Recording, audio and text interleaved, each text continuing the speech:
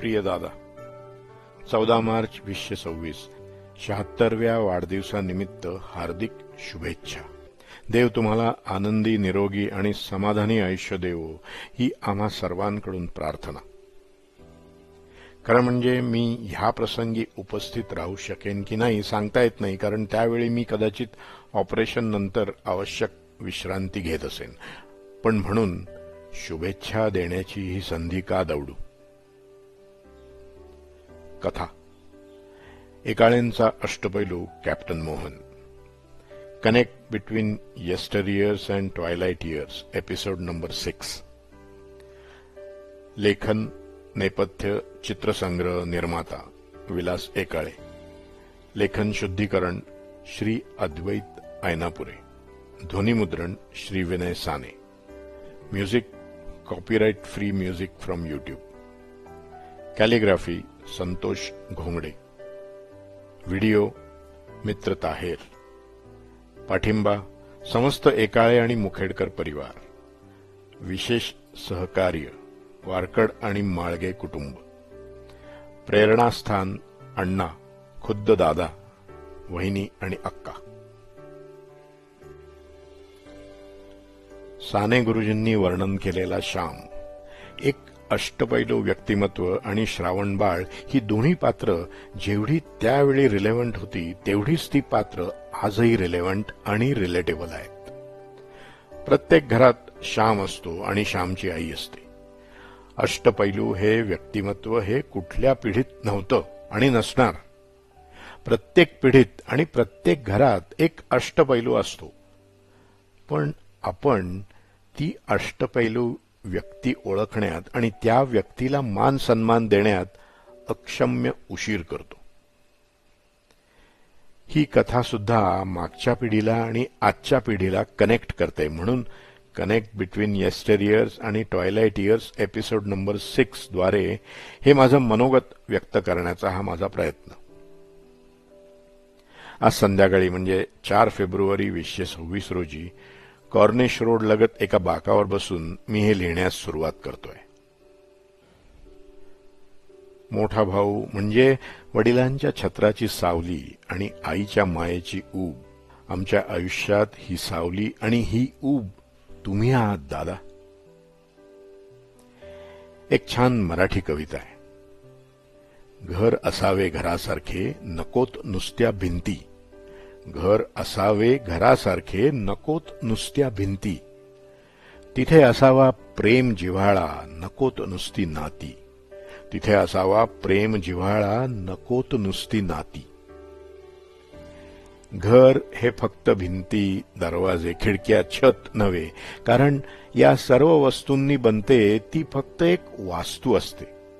पण जेव्हा तुमच्यासारखा वडील बंधू एखाद्या वास्तूला लाभतो तेव्हा त्या वास्तूचं घर बनतं, कारण तिथे तुमच्या प्रेमातून उमललेला जिव्हाळा असतो. खरं तर तुमच्याबद्दल लिहायला खूप काही आहे, पण अशा वेळी माझ्या मराठी भाषेच्या संकुचित शब्दसंग्रहाची जाणीव होते. तुमचं वर्णन करायला माझ्याकडचे शब्द अपुरे पडतील, पण तरीही माझ्या भावना व्यक्त करण्याचा मी प्रामाणिक प्रयत्न करेन. देव बाप्पा नक्कीच माझी इच्छा पूर्ण करेल. अनेकदा तुमच्या स्वभाव वैशिष्ट्यांचे अनेक पैलू मांडले, पण तरीही दरवेळी काहीतरी राहून गेलंय असंच वाटत राहतं. अथांग सागराची खोली आणि विशाल आकाशाची उंची ही कधीच मोजता येत नाही, त्याप्रमाणे तुमचं व्यक्तिमत्व हे वर्णन करून थांबावं एवढं मर्यादित नाहीये. आज मी जे लिहितोय ते तुमच्या अष्टपैलू व्यक्तिमत्वाबद्दल आहे. अष्टपैलू म्हटलं की फक्त 1983चा विश्वचषक हातात धरून उंचावलेला कपिल देव आठवतो आणि आपसुकच तुमच्या व्यक्तिमत्वाशी तुलना करण्यासाठी मन झेप घेतं. एकाळे घराण्याचा हा अष्टपैलू फक्त खेळातला अष्टपैलू नसून अनेक गुण धारण केलेला लिव्हिंग लिजेंड, अर्थात जीता जागता चमत्कार है. एकदा मी म्हणालो होतो की प्रत्येक घरात R&D म्हणजे रोल मॉडेल आणि डेव्हलपमेंट विभाग असावा, म्हणजे घरातल्या प्रत्येक प्रत्येक व्यक्तिमत्वाचा आदर्श हा पुढच्या पिढीला घेण्यासाठी ठरू शकतो. कपिल देवने वर्ल्ड कप जिंकून एक ट्रॉफी उचलून धरली होती, पण तुम्ही तर एकाळे घराण्याचा गोवर्धन पर्वत यशस्वीरित्या कित्येक दशक तोलून धरल्यामुळं सर्वांना तुमच्या कृपाछत्राचा लाभ मिळतोय. हार आणि जीत हे दोन्ही तुम्ही तेवढ्याच सकारात्मक दृष्टीने अगदी सहजरित्या हाताळलं. प्रेम, जिव्हाळा, त्याग, आदर, खिलाडू वृत्ती, सर्वांना एकत्र आणणं, नेतृत्व, आत्मविश्वास, सहकार्य, सहयोग आणि पाठीशी समर्थपणे उभे राहणं असे अनेक स्वभावगुण असलेलं व्यक्तिमत्व म्हणजेच दादा. म्हणूनच दादाचं स्थान आमच्या दृष्टीनं खूप वरचं आहे. असा सर्व गुणसंपन्न दादा म्हणजे अष्टपैलूपेक्षा कमी काय? अष्टपैलू व्यक्तिमत्व, एक जिवंत प्रेरणा, खेळाडू म्हणून मैदानावर, डॉक्टर म्हणून सेवेत, कॅप्टन म्हणून देशासाठी आणि भाऊ म्हणून कुटुंबासाठी तुम्ही प्रत्येक भूमिकेत 100% यशस्वी झालात. एकाळेंचा अष्टपैलू कॅप्टन मोहन. हा आमचा कॅप्टन वटवृक्षाप्रमाणे अजूनही सर्वांना सावली देत आहे. या सावलीमुळे कितीतरी संसार फुलले, समाधानी झाले. एवढंच नव्हे तर सर्व नाती रेशीम गाठीने गुंफून तुम्ही सर्वांना जवळ केलं. कंधार तालुक्यातील जेमतेम 100 उंबरठ्याच्या गुलाबवाडीत जन्मलेला एक मुलगा मोठेपणी एवढं कर्तृत्व गाजवेल असं कुणाला वाटलंही नसेल, कारण शिक्षकाचा मुलगा शिक्षकच होणार अशी त्यावेळची प्रथा होती. दादा, प्रवाहाविरुद्ध पोहणे हा तुमचा एक गुणच बनला आणि म्हणूनच बाबूचा मोहन, मोहनचा बॅडमिंटनपटू, टेबल टेनिस खेळाडू, व्हॉलीबॉल खेळाडू आणि व्हेटरनरी डॉक्टर कसा झाला, सैन्यात कॅप्टन, एक विमा अधिकारी आणि एक समाजसेवक, मंदिराचा भक्त कसा बनला हे कळलंच नाही. मैत्री जपण्यासाठी धूळ उडवत, रथ उडवत जाणारा राधेय आपल्या आईवडिलांना आणि दादा म्हणून हाक मारणाऱ्या बंधूंना कधीच विसरला नाही.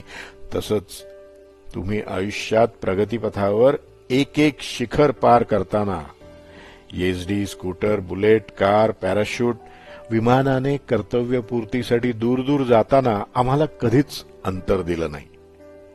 आजही दादा म्हणून आम्ही साथ घालायचा अवकाश की वेळ न दवडता तुम्ही प्रेमानं दाद द्यायची, हा तुमचा अविभाज्य चांगुलपणा. दादा म्हणजे वटवृक्षाची सावली, दीपस्तंभाचा मार्गदर्शक प्रकाश आणि संकटात धावून येणारा आधारवड. संत तुकाराम महाराज म्हणतात, वृक्षवल्ली आम्हा सोय रे वनचरे. वटवृक्ष जसा स्वतः उन्हात उभा राहून इतरांना सावली देतो, तसंच तुम्ही आयुष्यभर स्वतः कष्ट सहन करून आम्हा सर्वांना सुरक्षित ठेवलं. बंधुप्रेमाचे काही अविस्मरणीय क्षण. बंधुप्रेम म्हणजे फक्त रक्ताचं नातं नसतं, तर ते हृदयाच्या स्पंदनांचं नातं असतं. तुम्ही मदतीला धावून आल्याचे अनेक प्रसंग आहेत, किती म्हणून सांगू. नंबर 1, देवळाली ते मुंबई हे अंतर पावसात चिंब होऊन मोटरसायकलवर प्रवास करून थोरल्या बहिणीला KEM हॉस्पिटलमध्ये भेटायला गेलेला दादा आणि त्या परिस्थितीत त्याची अडचण ओळखणारी अक्का हे एक अद्भुत रसायन आहे. बहीण भावाचे प्रेम आणि आधार ह्याचं हे द्योतक आहे. पावसाच्या सरी अंगावर झेलत रस्त्याच्या अडचणींना न जुमानता फक्त बहिणीला भेटण्यासाठी केलेला मोटरसायकल प्रवास, तो प्रवास केवळ अंतराचा नव्हता, तो प्रवास होता प्रेमाचा, जबाबदारीचा आणि नात्यांच्या निष्ठेचा. हा प्रसंग दादा हा एक शब्द नाही, ती एक भावना आहे ह्याची प्रचिती देते. नंबर 2, बेबीताईची ट्रीटमेंट. नंबर 3, सुहासची फिट्सची ट्रीटमेंट. नंबर 4, आणि त्यात भरीसभर म्हणून सतत त्रास देणारा मी. AFMC मध्ये 1980 साली झालेल्या माझ्या ऑपरेशनपासून अगदी माझी 60 पार पडली तरी माझ्या भेटीसाठी, संरक्षणासाठी, आधार देण्यासाठी पुण्यावरून शारजा येथे धाव घेऊन येणे यात तुमचा जिव्हाळा दिसून येतो. हीच खरी श्रीमंती आहे. ज्याच्या पाठीशी भाऊ असतो त्याला जगाशी लढायला भीती वाटत नाही. नंबर 5, सर्व भावंडांसाठी श्रमकुटी हे निवाऱ्याचं हक्काचं घर घेऊन देण्यासाठी अण्णांना सर्वतोपरी मदत करणं हे सुतार पक्षी आपलं घरटं बांधून पिल्लांना कसं सावली आणि संरक्षण देतं यासारखंच एक उत्तम उदाहरण आहे. आणि नंबर 6, 3 दशकांपेक्षा जास्त आई वडिलांची सेवा. दादा, तुमच्या स्वभावाचे अजून काय पैलू सांगू मी? मुलं, सुना, नातवंड ही नाती जोपासणं, मित्र आणि क्रीडा नैपुण्य हे सर्व एक अष्टपैलूच करू शकतो. म्हणूनच म्हणतो, मातृदेव भव, पितृदेव भव.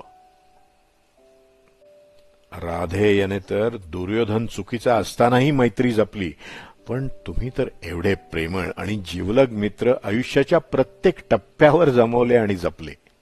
हे सर्व करताना आम्ही दादा म्हणून साथ घातली आणि तुम्ही नेहमी तेवढ्याच आवेगाने आणि प्रेमाने प्रतिसाद देत आलात. यशाची एका पाठोपाठ एक शिखरं गाठताना आपल्या खालच्या पायऱ्या कधी विसरला नाहीत तुम्ही. प्रेम तसंच जिव्हाळा हे तुमच्या स्वभावाचे अविभाज्य घटक होते आणि अजूनही आहेत. कुणालाही न दुखवता सर्वांना प्रेमानं पुढे जाण्यासाठी साथ देणं हे तुमचं वैशिष्ट्य आहे. कंधारमध्ये मॅट्रिक पर्यंत शिक्षण करून नांदेड सायन्स कॉलेजमध्ये प्री युनिव्हर्सिटी कोर्स करणं हा एक मोठा धाडसी निर्णय होता. जिल्ह्याच्या ठिकाणी मुलाला पुढील शिक्षणासाठी पाठवणं हे एका शाळा मास्तराला परवडणारं नव्हतं. तरी पण अण्णांनी ते आव्हान स्वीकारलं. संघर्षातून शिखरापर्यंत. आमचा दादा असा जिद्दी की अनवाणी कॉलेजला जाण्यात त्यानं कधीही लाज बाळगली नाही. सर्व आव्हानांवर मात करून आगेकूच करणं हा तुमचा गुणधर्म बनला. एवढंच नव्हे तर अभ्यासाचा ताण असतानाही बॅडमिंटन स्पर्धेचं अजिंक्यपद पटकावून सर्वांची मनही सहजगत्या जिंकलीत तुम्ही. नाव, खेडेगाव आणि वर्ण यावरून कमीपणा दाखवणाऱ्यांना तुम्ही तुमच्या कर्तृत्वानं आणि यशानं सिद्ध करून आपली जागा करून दाखवली. 4 चतुर व्यक्ती म्हणजे कॅप्टन मोहन, सौरभ, डॉक्टर मंगेश आणि सिद्धांत यांच्या व्हॉट्सअप चॅटमधल्या 4 वर्षापूर्वीचा 5 जुलै 2020चा संवाद, त्यावेळी केलेली बॅडमिंटनची सुरुवात आणि आज सुद्धा तेवढ्याच हिरिरीनं तुम्ही बॅडमिंटन खेळताय. कॉलेजच्या तोंडी परीक्षेला जाताना मित्र सोमनाथ रोडेंची चप्पल घालताना कधी लाज वाटून कमीपणा वाटू दिला नाही तुम्ही. एका मार्कने मेडिकल प्रवेश हुकल्यानंतर वैशंपायन मेडिकल कॉलेज सोलापूर येथे प्रवेशाकरता 7,000 रुपये डिपॉझिटची गरज होती. त्या काळी खेडोपाडी बसेस नव्हत्या. घोड्यावरून प्रवास करून नातलगांकडून पैसे जमवण्याचा प्रयत्न असफल झाला. बाय द वे, त्यावेळी घोड्यावरून सुरू झालेला दादाचा प्रवास सैन्यातल्या घोडेस्वारीपर्यंत गेला. स्वाभिमानी अण्णा ते कसे पैसे उभे करणार हाही प्रश्न होताच. ते एक वेळ उपाशी राहतील पण उधार मागणार नाहीत. त्यांनी कसेबसे 3,000 रुपये जमा करण्याची हिंमत दाखवली. कोइन्सिडन्स आणि आयरनी अशी की मला सोलापूर येथे इंजिनिअरिंगला ऍडमिशन घेऊन दिली, तेही 7,000 रुपये वार्षिक फीस भरून. अगदी वैशंपायन मेडिकल कॉलेजपासून काही अंतरावर होत होते. मेडिकलला ऍडमिशन मिळाली नाही म्हणून नाराज न होता BVSCला प्रवेश घेऊन पशुवैद्यक बनणं ही तडजोड न मानता तो एक पर्याय म्हणून समजून समाधानानं ते आव्हान दादानं स्वीकारलं. जिद्दीला मर्यादा नसतात. जहां चाह वहां राह. तुम्ही हे सिद्ध केलं. तुटपुंजा कमाईत BVCला पाठवणं अण्णांना शक्य नव्हतं, पण प्रवाहाविरुद्ध पोहणं हे तुम्ही ठरवलं होतं. त्यावेळी शिक्षकाचा मुलगा शिक्षक अशीच प्रथा होती, पण अण्णांनी हेही आव्हान स्वीकारलं आणि एक सदरा आणि पायजमा आणि वरचे 100 रुपये देऊन रवानगी केली. 300 रुपये पगारामधून 100 रुपये महिना दादाला देऊन शिक्षण पूर्ण करण्याचा धाडसी निर्णय घेतला. मर्यादित साधनं, पण अमर्याद स्वप्न होती.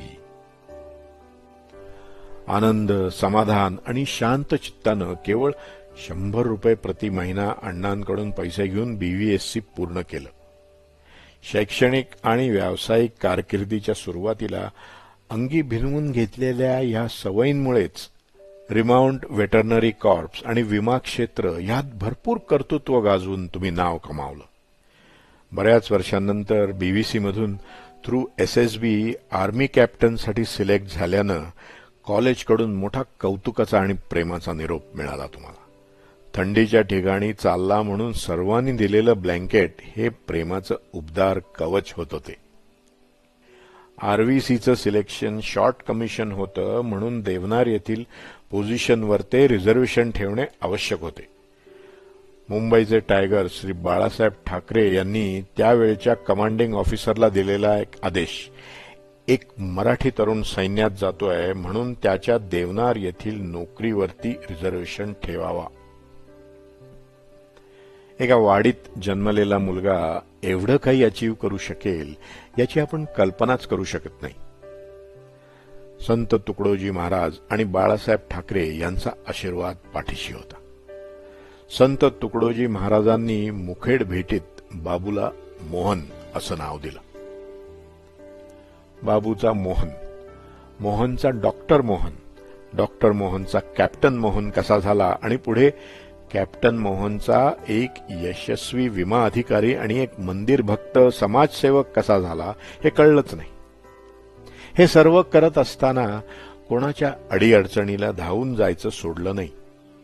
एक गोष्ट नक्की की ह्या एकाळे घराण्याचा एवढा मोठा गोवर्धन पर्वत उचलून धरताना जिव्हाळ्याच्या मित्रांची साथही भरपूर लाभली. प्रेमळ मित्रांचा गराडा जमवणे आणि त्यात रमणे ही केवळ आवड नव्हती, तर हा तुमचा एक विशेष गुण आहे दादा. मैत्री ही तुमची खरी संपत्ती. जिव्हाळ्याने मैत्री जपणं आणि मैत्रीमध्ये रमून जाणं हा तुमचा स्वभाव बनला. तुमच्या मित्रपरिवाराकडे पाहिलं की जाणवतं, माणसं कमावणं हीच खरी श्रीमंती आहे. मुखेड, कंधार, नांदेड, मुंबई, RVC, UIICO, परदेशातील रिलायन्स इन्शुरन्स कंपनी, टांझानिया आणि आजपर्यंत बॅडमिंटनची टीम, सगळीकडे जीव लावणारी आणि जिव्हाळ्याची मित्रमंडळी लाभली. कोणाचा उल्लेख करावा आणि कोणाचा नाही त्यासाठी शब्द कमी पडतील. गुरुमित्र डॉक्टर राजमाने यांच्याबद्दल आदर आणि प्रेम यांचं मिश्रण. मित्र म्हणून उच्चार झाला की डॉक्टर राजमाने आणि कॅप्टन मोहन हे एक मैत्रीचं बेंचमार्क उदाहरण म्हणून आठवतं. डॉक्टर राजमानेंनी तुमच्या टांझानियाच्या रवानगीवेळी मैत्रीबद्दल केलेला उल्लेख मैत्री काय असते हे सांगतं.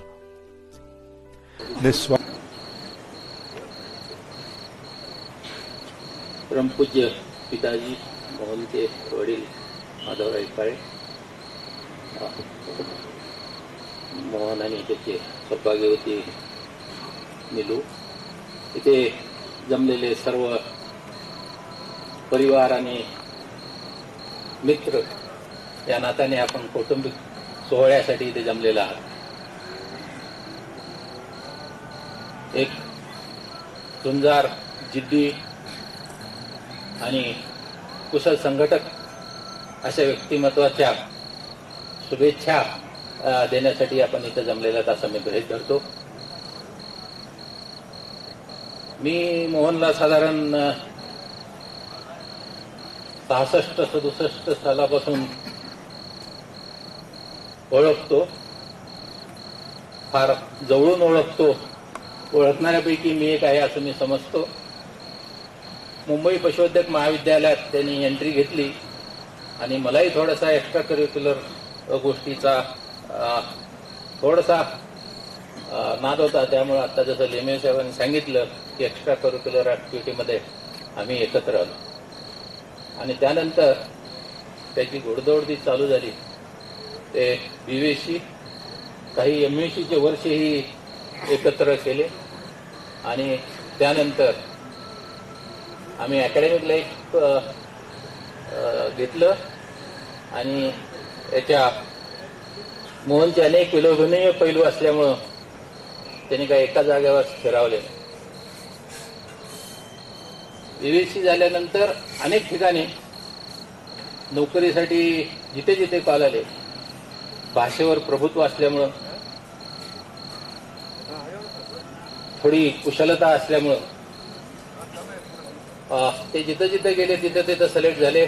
मग ते महाराष्ट्र सरकारची नोकरी असो किंवा बॉम्बे म्युन्सिपल कॉर्पोरेशनची असो. त्यानंतर त्यांना RVC सारख्या ठिकाणी कॉल आला आणि तिथं ते 5 वर्ष करून परत मुंबईत आले. परंतु परत त्यांना BMC जॉईन करायचं नव्हतं. इतक्या जिद्दीनं परत ते इन्शुरन्स कंपनीमध्ये झाले आणि त्याचं पुढचं चित्र आपल्या सर्वांपुढे आहे. हे यश, हे लौकिक, हे काही सहजासहजी मिळालेलं नाही. त्याच्या मागं खडतर तपश्चर्या आहे, अपार कष्ट, त्यातून त्यांनी हे यश मिळवलेलं आहे. अनेक खेळामध्ये, मग ते बॅडमिंटन असो, व्हॉलीबॉल, त्यामुळं त्या एका ठिकाणी न स्थिरावता आजही ते इन्शुरन्स सोडून वेगळ्या ठिकाणी जा. नवे करण्याची धडपड ही त्याच्या मागे आहे. आणि जो धडपडतो, नवीन पणा घेऊन जो धडपडतो तोच पुढे जातो, असा माझा एक अनुभव आहे. आणि सर्व परिस्थितीमध्ये आणि विशेषतः कुटुंबामध्ये, त्यांचं कुटुंब फार मोठं आहे आणि ह्या कुटुंबाला सर्वांना त्यांनी कुटुंबामध्ये पुढे नेलं. वडिलांचा वरदहस्त तर होताच, संस्कृती होती आईवडिलांची, आणि हे करून पूर्ण कुटुंबाला त्यांनी पुढे नेलं. आणि त्याच्या सौभाग्यवतीनं, प्रेमानं ते सगळे एकत्र गुंफून आजही एकवटलेलं हे कुटुंब चांगल्या प्रकारे आहे. हे केवळ ह्या दोघांचं श्रेय आहे आणि त्यातही आईवडिलांचं संस्कार आहे असं मला वाटतं. ज्यावेळेस नव्या क्षितिजाकडे जातो, नवीनपणाकडे जातो, त्यावेळेस तुम्हाला आम्हा सर्वांकडून शुभेच्छा आहेतच. परंतु इथे काय सर्व जी मंडळी जमलेली आहेत आणि ज्या चातुर्यानं आपण हे ऑर्गनाईज केले गेट टुगेदर, त्याबद्दल जेवढी उपस्थिती आहे हेच आपल्या श्रेयाचं किंवा श्रेयाला दिलेला प्रतिसाद आहे असं मी मानतो. आणि जरी काही मला विशेष म्हणता आलं नाही, तर एक मला सांगावं असं वाटतं की असे मित्र मिळणं फार अवघड गोष्ट आहे आणि ते मला लाभले. म्हणून असं म्हणलं जातं की ईश निर्मती नाती होती, सगळे काही त्याच्या हाती, मित्र मिळवणे आपल्या हाती. अशा प्रकारचे मित्र मला लाभले, यातच माझं मी भाग्य समजतो. आणि परत एकदा तुम्हा सर्वांतर्फे त्यांना पुढच्या शुभेच्छा देऊन मला इथं बोलावल्याबद्दल आभार मानतो. स्वार्थी आणि प्रेमळ डॉक्टर RD पाटील, अल्लड आणि प्रेमळ डॉक्टर साखरदांडे, भावागत जीव लावणारे डॉक्टर चव्हाण, शाळा मित्र शरद वडचकर आणि BVC मधील वर्गमित्र व जगप्रसिद्ध संशोधक डॉक्टर श्याम झमर, असे जीव लावणारे कितीतरी सुहृद. व्यावसायिक क्षेत्रातले आदराने आणि प्रेमाने जोडलेले मित्र श्री गणेशन, श्री कुंभार, श्री लिमये, श्री पवार, श्री बालन आणि कितीतरी. निवृत्तीनंतर जीव लावणारे सवंगडी श्री एरंडे, श्री पांडुरंग, श्री राहुल, श्री अमोल, श्री योगेश, श्री सदाशिव, श्री मुगावे आणि अनेक. श्री एरंडे सरांची कोविडमधली मदत, स्वतःची काळजी न करता माझी घेतलेली काळजी, ही एक अविस्मरणीय आठवण आहे. हे सर्व सवंगडी तुमच्यासाठी एक ऑक्सिजन आहेत. ह्या वयातही एवढं प्रेम करणारे मित्र मिळणं हेच तुमच्या खिलाडू वृत्तीचं फळ आहे. जिथे जाईल तिथे छाप पाडेल असं तुमचं व्यक्तिमत्व. व्यक्तिमत्वात प्रेमाची ऊब, निष्ठेची ठामता, त्यागाची शांत ताकद आणि आधार देण्याची वृत्ती यांचा सुंदर मिलाफ आहे. वृक्ष फळांनी ओळखला जातो, तसेच माणूस त्याच्या कृतींनी ओळखला जातो. तुमच्या प्रत्येक कृतीत इतरांना उभं करायची, पुढे नेण्याची आणि जोडून ठेवण्याची तळमळ आणि प्रामाणिक प्रयत्न ह्याची प्रचिती सर्वांना येते.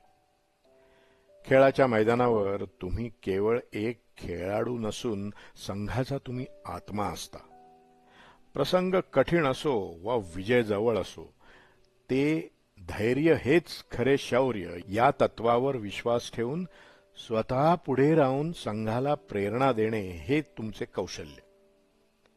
एखाद्या निर्णायक क्षणी स्वतः जबाबदारी उचलणारा नेता आणि विजय मिळाल्यावर श्रेय मात्र संपूर्ण संघाला देणारा टीम प्लेयर, ही तुमची खरी ओळख आहे.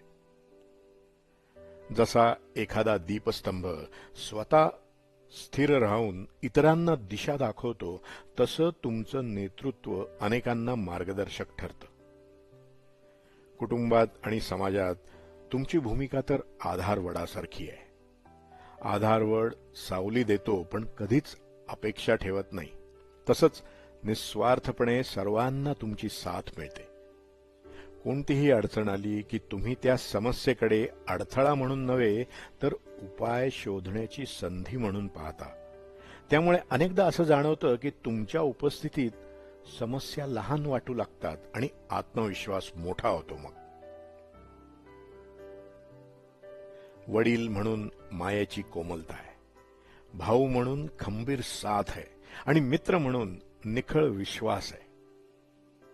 संकटात जो खंबीर उभा राहतो तोच खरा सोबती. ठाम निर्णय क्षमता, स्वतःवरचा विश्वास आणि प्रत्येक नात्यात पूर्णपणे समर्पित होण्याची वृत्ती, यामुळे तुम्ही एक प्रेरणा बनून राहता. एक असं अष्टपैलू व्यक्तिमत्व जे स्वतः उजळून इतरांचं आयुष्यही प्रकाशमान करतं, हीच खरी सर्वांगीण यशाची व्याख्या आहे. दादा आमचा अभिमान, आमचा आधार. महाभारतात श्रीकृष्ण अर्जुनाचा सारथी होता. आमच्या आयुष्यातील सारथी तुम्ही आहात. जेव्हा जेव्हा आयुष्याच्या रणांगणात आम्ही संभ्रमात पडलो, तेव्हा तेव्हा तुम्ही मार्ग दाखवला. असं म्हणतात की प्रत्येकाच्या आयुष्यात कृष्ण हवाच. मी तर म्हणेन प्रत्येकाला आमच्यासारखा दादा हवाच. दादा, देव तुम्हाला दीर्घायुष्य, आरोग्य आणि तुमच्या माध्यमातून आम्हाला अखंड आनंद देत राहो, हीच आज प्रार्थना.